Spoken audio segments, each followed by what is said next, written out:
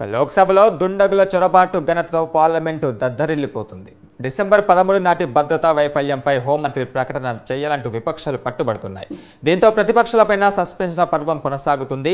మంగళవారం మరో 49 మందిపై విపక్ష ఎంపీలపైన స్పీకర్ వేటు వేశారు. ఈ సమావేశాల మొత్తానికి వారికి సస్పెండ్ చేసినట్లుగా తెలిపారు. సభాపతి ఆదేశాలు ధిక్కరించిన సభ్యుల సస్పెన్షన్కు పార్లమెంటు వ్యవహారాల శాఖ మంత్రి ప్రహ్లాద్ జోషి ప్రవేశపెట్టిన తీర్మానాన్ని వాళ్ళు తిరస్కరించారు. అయితే మూజీవాని ఓటుతో లోక్సభ ఆమోదించింది. అనంతరం స్పీకర్ తన నిర్ణయాన్ని ప్రకటించారు. ఎంపీలు సుప్రియా వాలే, ఫరూక్ అబ్దుల్లా, శశి థరూర్, కార్తి చిదంబరం, డింపుల్ యాదవ్, మనీష్ తివారీ తదితరులు సస్పెన్షన్కు గురైన వారిలో ఉన్నారు. ఈ సందర్భంగా ప్రహ్లాద్ జోషి మాట్లాడుతూ సభలోకి ప్లకార్డులు తీసుకురావద్దన్న నిబంధన ఉందని, ఇటీవల జరిగిన పలు రాష్ట్రాల అసెంబ్లీ ఎన్నికల్లో ఓటమితోనే వారు నిరాశ చెందారు. అందుకే వారు ఇలాంటి విపరీత చర్యలకు పాల్పడుతున్నారని దుయ్యబట్టారు.